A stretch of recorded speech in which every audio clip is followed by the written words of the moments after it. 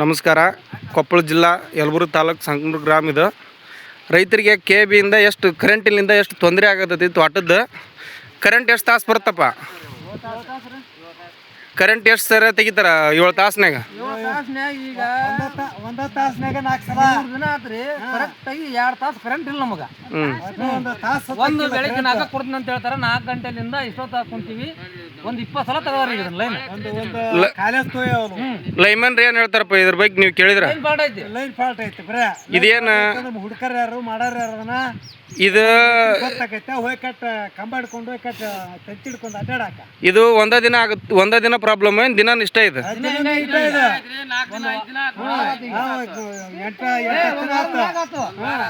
ಒಂದು ವಾರದ ಮೇಲೆ ಆಯ್ತು. ಮಳೆ ಮುಗಿಸ್ಬಿಟ್ಟು ಬರೀ ಕರೆಂಟ್ ಕಾಯ್ದಾಗ ನಮ್ಮ ಹಣೆ ಬರ.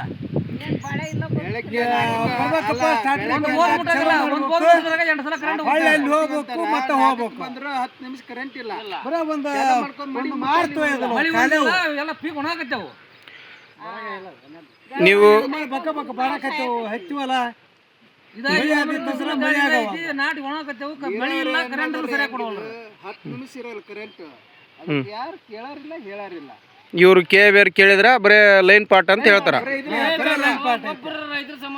ಲೈನ್ ಪಾಟ್ ಐತಂದ್ರೆ ನೌಕರಿ ಮಾಡ್ತಾರೆ.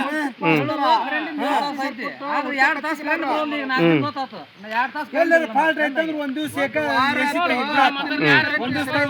ರಿಪೇರ್ ಮಾಡ್ಕೊಟ್ರೆ ಸಾಕು.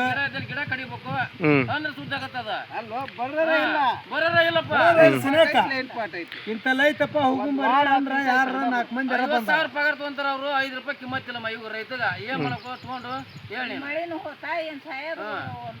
ಅಲ್ಲ ಬೆಳಗ್ಗೆ 4ಕ್ಕೆ ಅಂತಾರ. ಬೀಜ ಕೂಸ್ ದಪ್ಪನು ಮಾಡಿದಾಗ ದಪ್ಪನು ಮಾಡ್ತೀವಿ.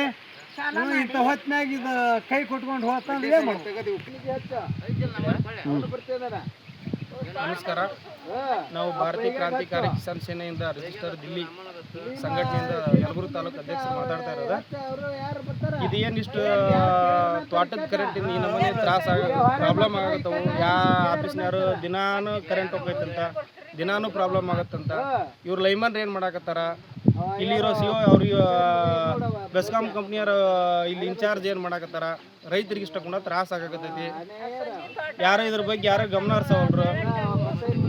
ಈಗ ಕಂಟಿನ್ಯೂ ಆದ್ರೆ KB ಆಫೀಸಿಗೆ ನಾವೆಲ್ಲ ರೈತರು ಕರ್ಕೊಂಡು ಮುತ್ತಿಗೆ ಹಾಕ್ಬೇಕಾಗತ್ತೆ. ಬೇಗನೆ ಅವ್ರು ಎಚ್ಚೆತ್ಕೊಳ್ಬೇಕೆಂದು ಅವರಲ್ಲಿ ವಿನಂತಿ ಮಾಡ್ಕೊಳ್ತಾ ಇದ್ದೀವಿ.